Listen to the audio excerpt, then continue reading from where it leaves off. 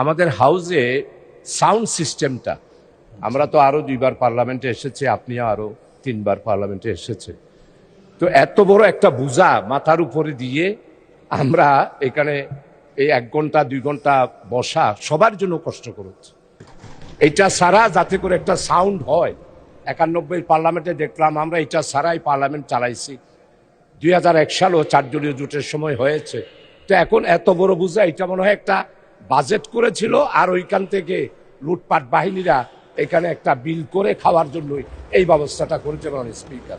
এই জন্য সাউন্ড সিস্টেমটা সুন্দর করার জন্য আপনার নেতৃত্বে সুন্দর করে এই হেডফোন, একদম সিম্পল হেডফোন দিলে আমরা শুনতে পাই, এত বড় বোঝার দরকার নাই।